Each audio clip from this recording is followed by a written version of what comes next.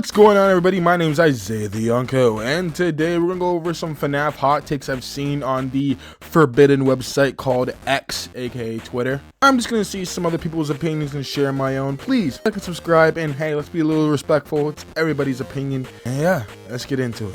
Gonna be for real. FNAF should have stayed as a ghost story and not delved too heavily into sci-fi. You see, I both agree and disagree with this take. On one hand, the ghost story part of FNAF is probably the best part of FNAF, mainly because that's what got everybody into it. But on the other hand, a lot of the best parts that I like about FNAF is of the sci-fi stuff. Like, as much as I thought I'd hate the Mimic, I actually did like Sigurd the Mimic, and the idea of an AI being possessed by something, or maybe it's just a rogue AI, is still kind of cool to me. In my personal opinion, I believe FNAF should be both a ghost story and a sci-fi story at the same time, and at this point it pretty much is, since it's really open to interpretation whether or not if the Mimic is possessed by something or not. Or heck, for all we know, the Mimic isn't possessed by anything, but hey, you never know.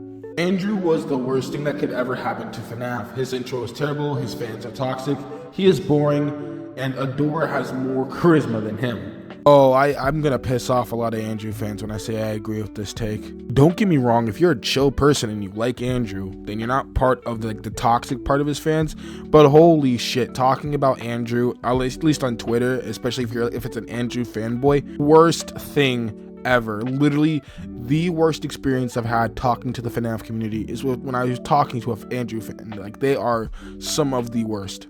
The Murrays are way better than the Aftons from a narrative perspective. You see, I agree with this take only because the issue with the Aftons, at least in my opinion, the fact that most of the Afton family's dynamic with each other is heavily based off your interpretation of events. Like, the only thing we know for sure is the relationship between Michael and William and Elizabeth, and even then that's still up to interpretation. The issue with the Afton family is that they were built as FNAF was being built, and what I mean by that is as the FNAF lore was being created, because let's be honest, Scott was definitely making the lore a game at a time. The Afton family was also being made a game at a time, and since the FNAF lore, at least in my opinion, is extremely malleable, so is the Afton family. Like, we still have people who think that William actually gave a shit about his kids. Like, of course, the Murrays are way better. Like, it's very cut and dry.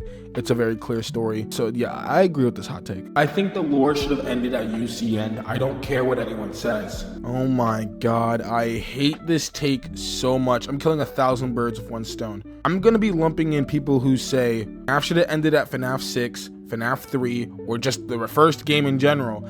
Everybody who says this, I'm lumping into this take. So I'm going to give my opinion on all of those takes with this one. I'm going to be so genuine with you. First off, UCN is probably the worst FNAF game to end on because the jump scares are fucking ass. Not only that, if we ended at UCN, we wouldn't have gotten Help Wanted. Mind you, without Help Wanted, FNAF wouldn't be at a spot where it is now, where we're gonna get a second movie in December.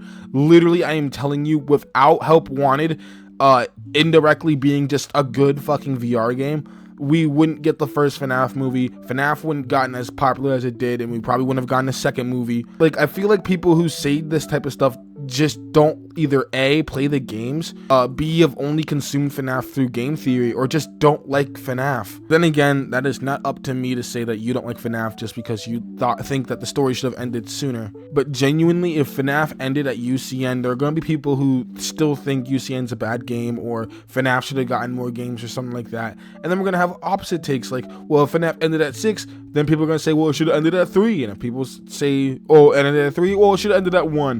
Then they're going to be people like, oh my god, FNAF is so underrated, we should have more games. Like, it's just annoying. I hate this tag so much. But that was me, Isaiah the Yonko. I have a lot more hot takes I want to share, but hey, like and subscribe and I'll share some more. I'll see y'all in another video, and bye bye.